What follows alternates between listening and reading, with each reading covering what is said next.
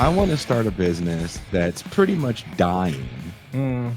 and I want to just get 10 toes deep in it and actually make a print edition and really guarantee that I'll be indebted forever. Yeah, it was foolish. It was not a good idea.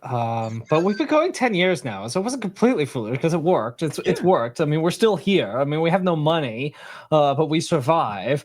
But it was made much easier for me because Jacobin had done it 5 years previous. So, I mean, they were founded and they made this thing work. And I looked at that model.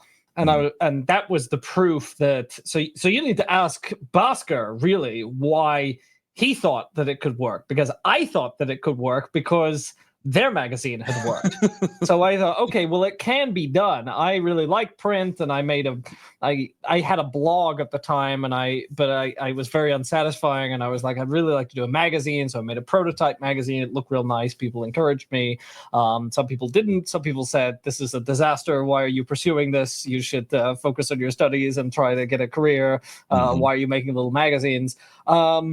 But, then we had a crowdfunding campaign, and our kind of thing just sort of snowballed over time. So it started as a tiny thing with a couple hundred subscribers, and then it just grew and grew and grew. And now we've got an office, and we've got five staff. We're just hiring our sixth full-time staff member. And so, I mean, I didn't have any illusions that print was going to be a bonanza, but the question was not, is it going to be lucrative? The question is, can it be done? Can it survive? And the economics of it actually work reasonably well if you keep your costs low. So if you don't have, there are a lot of places that have gone out of business, but oftentimes they've just been spending money in ridiculous ways. And we always kept it really, really tight. We didn't have an office for a while. I was the only full-time staff member for a while, and we just paid freelancers, and we tried to keep the print costs low. So eventually we just built up enough of a small community of subscribers to sustain it indefinitely. How is it locally for you? Do people know who you are? Are you have kind of low key? I mean, I was telling you off air, I've spent a fair amount of time in your fair city. I definitely have some New Orleans questions for you at the end of the night. I mean, do you have a good circulation locally? No. No, one of the interesting things is that we are in New Orleans, but we are not really a New Orleans magazine. Gotcha. I mean, pretty much every other publication in New Orleans is about New Orleans and is very plugged in. And we're not really that plugged into New Orleans at all. Which is kind of deliberate because I want New Orleans to have a national magazine with a national audience. And actually, I don't think we have any higher of a concentration of subscribers here than we do in any other city. I mean, we have subscribers here, but our subscriptions basically match the population distribution of the U.S. It's not like there's a big concentration of them in New Orleans. Gotcha. I didn't know if you do any events there at all. We've started. We actually have just done our first two open mic nights for writers because we want to get a little more plugged into the community, because there are a lot of great people here that we don't know any of them. So we did we've done these evenings where people can just come along and read for 5 minutes, and that's gone really well. Well, I want to talk a little bit about what's going on in Los Angeles. I live here in Baja. My neighbor Ben Burgess. I do indeed.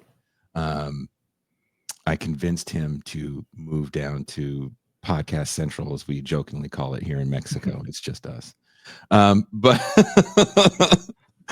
But people are watching ICE round up peaceful protesters, some of whom were simply, some of the people they were arresting were simply attending routine immigration appointments.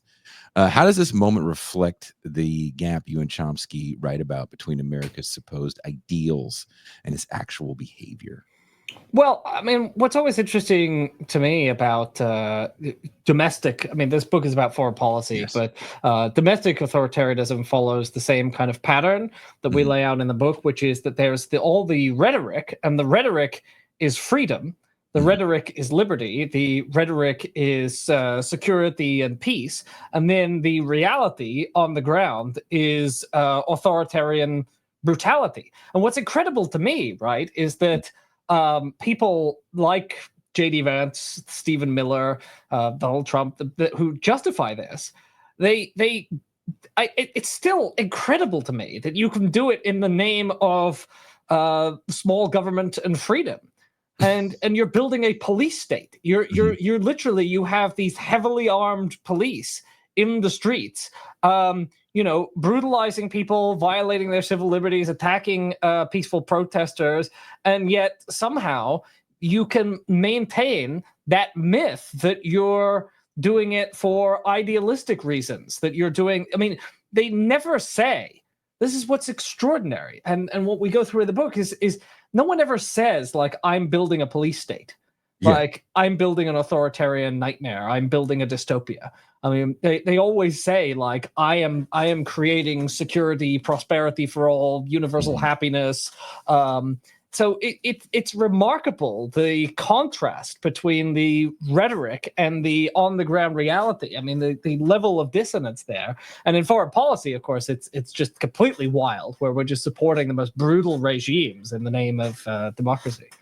Yeah, especially in El Salvador, which has been very frightening that we're even seeing prisoners be shipped to El Salvador. How did you feel when you first saw that happening? I mean, I try to maintain, one of the rules I have is to try and remain shocked, because it's so easy to lapse into not being shocked anymore and to say, like, well, what do you expect? In fact, there's a kind of guy, you might have had this kind of guy who replies online. This is what type of online reply guy who is Mr. What did you expect? When you like voice outrage, it's like, well, what did you expect? Did you? And I'm like, well, I didn't expect anything different, but it's still really, really disturbing to see. I mean, just the photos of all the all the guys being bent over and herded by these guards into, and in the prison in El Salvador, it's very clear, like, they don't have trials, they don't have charges, they're just being held there, according to Bukele, for the rest of their lives, because he's decided somehow through some opaque process that they're all terrorists. But I think what's so much more disturbing to me than, say, I'm glad Tony remains in a state of pissed off. That's very important. What's so much more disturbing even to me than seeing the images from the prison is when you see the reactions online from the people who support it, who are like, I have no sympathy, send a few hundred more of them, or this is a good start. That's the stuff that really makes me go, oh, I see how the Holocaust happened. Like, I see how a society of seemingly normal people can do Nazi-like things. I mean, that's why I had the image of Charles Bronson behind you on the thumbnail, because there you go. For me, I don't know if you've watched the Death Wish movie. I've never seen it. I mean, I know the premise, but yeah, I know. I've watched all 5. Okay. I'm a bit of a glutton. You and people like McManus read really shitty right-wing books, and I watch Death Wish movies. It's my difference. But I see the through line in the books you guys read, and then the Charles Bronson character that people have acted out in real life, right? We had Bernard Goetz in the early 80s in New York. They called him the vigilante killer, or he didn't kill anybody, but he shot three young men on a subway train.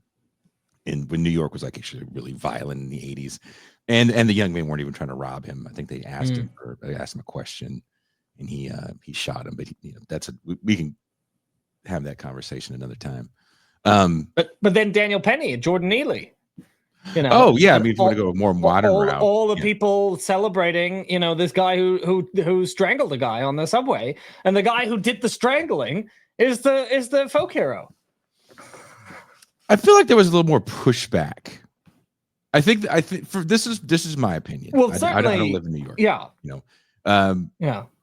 When I saw, and I can only go off what I'm seeing from my friends that live in the East Coast, it seemed like there was pushback on that guy. If you go back and watch news reports of the 1984 shooting, everyone, regardless of ethnicity, is saying, Yeah. Maybe if more people shot at little kids on the subway train, yeah, these little N-words wouldn't be robbing us. Mm. So that for me is the difference between 84 and now. I think there's a little bit more of a discussion. I think people are a little bit more alive. I think Jordan Neely, the optics on that played into media narratives that are going to give it to you every 5 minutes, right? A black man was strangled to death by a white guy because he's a black man. And you're going to get that over and over and over again, because the same week that happened on the other side of the country in San Francisco, a young homeless trans man was shot over a fight with a security guard in a CVS. And that didn't get the same play because it's two black people shooting each other. You can't really do the whole racial thing. And ultimately, I feel like nobody cares about poor people to a certain degree, unless you can fit in the racial narrative. Then they give a shit about you. But that's my dark view of the world. Your book opens by challenging the idea that the U.S. acts out of moral purpose on the world stage. Why do you think this myth of American benevolence has endured for so long, even in the face of overwhelming contradictory evidence? Well, I mean, there's, that's actually a question I haven't really confronted before, is like, why, we're documenting that it persists, but why does it not go away? Well, I mean, to one, it's that it has diminished a little bit. I mean, and you see that after incidents where the myth is really exposed to the U.S. public for what it is, it kind of disappears for a while. So we talk about the aftermath of the Vietnam War, where Americans really did become very cynical about their government. And the aftermath of Iraq has been the same. In fact, we have a far more receptive American audience for the story we're telling here than you would have had in 2002. So, I mean, the myth persists when it isn't exposed, right? So when the public isn't confronted with the facts, when they are just when the only information they've seen is propaganda stories. I interviewed a Vietnam veteran who's quoted in the book, Bill Earhart, who talks about the myths that he carried with him when he went to Vietnam. He said he was raised on World War II movies. And he said, I thought that I was going to defend democracy. I had been told, I had watched all these Audie Murphy movies. I was going to Vietnam to stand up, to defend the Vietnamese, to defend their democracy against the tyrants who wanted to rule over them. And he says, I got there and I just I didn't understand what was going on, because I could not fit what I saw in front of me, which was a population that hated me, I couldn't fit that into the story, and I couldn't understand why we seemed to hate them too. It just none of it made sense, because this thing had been passed down to me, and I didn't have any contradictory information, and that had been kind of sealed off. I mean, so I think if you look at, for example, the Israel-Palestine conflict, when people are told simple stories, as they were for a long time, Israel, beacon of democracy in the Middle East, and that's all they see. They don't actually see things from the perspective of Palestinians in Gaza and the West Bank. It becomes very easy to believe the mythology. And I think in the latest war on Gaza, we are seeing the mythology kind of crumble. You are seeing public opinion in the United States really turn sharply against Israel, because it's no longer very easy to maintain the mythology in the face of all of the images and testimony that are actually making their way to people.